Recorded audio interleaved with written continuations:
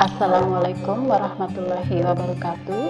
Saya Nur Hayati, calon guru penggerak angkatan 4 dari SMP Negeri 1 Winong, Kabupaten Pati, Jawa Tengah.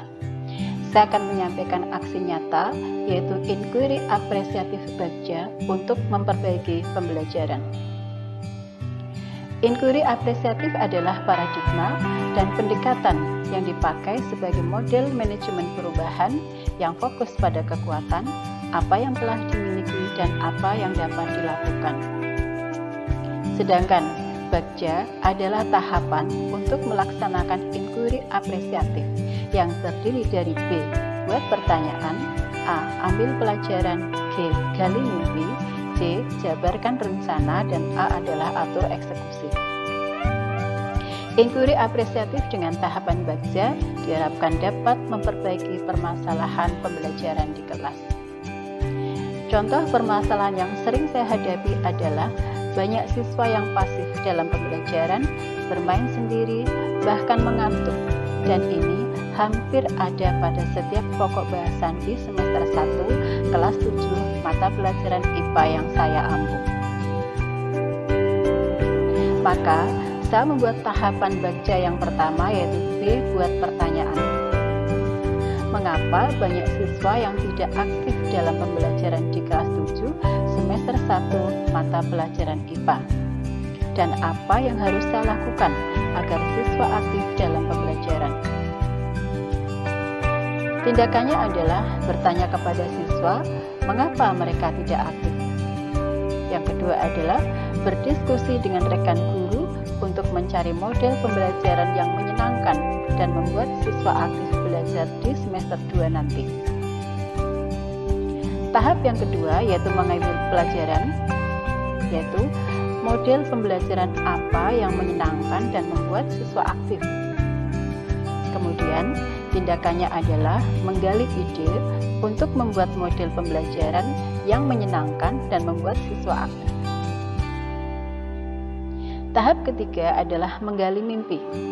Pertanyaannya adalah, apakah saya nanti dapat membuat model pembelajaran yang menyenangkan dan membuat siswa aktif dalam belajar materi organisasi kehidupan tentang sel, jaringan, organ yang ada pada kelas 7 semester 2 mata pelajaran IPA pada kompetensi dasar yang pertama.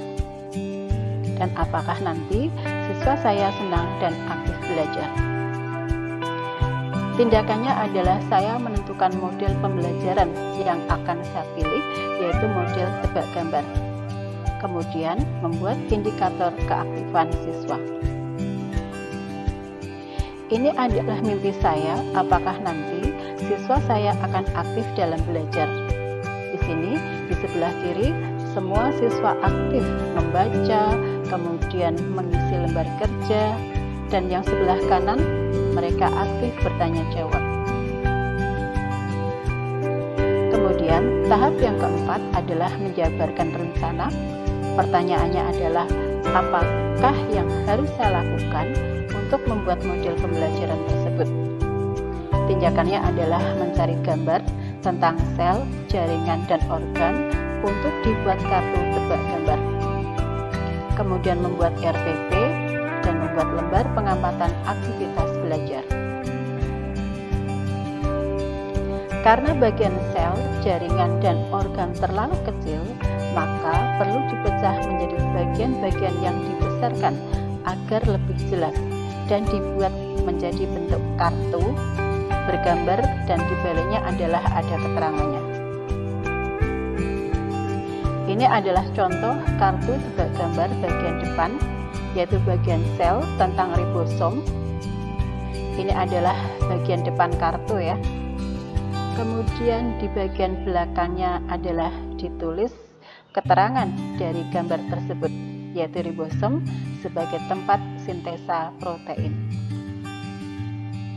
Kemudian ini adalah contoh kartu tebak gambar bagian depan, yaitu jaringan hewan, yaitu jaringan epitel.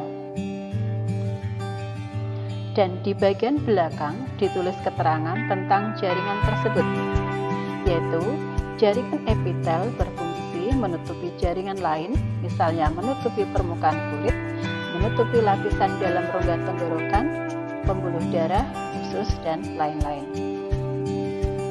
Sedangkan ini adalah contoh kartu tebak gambar yang ketiga, bagian depan, yaitu organ tumbuhan bunga.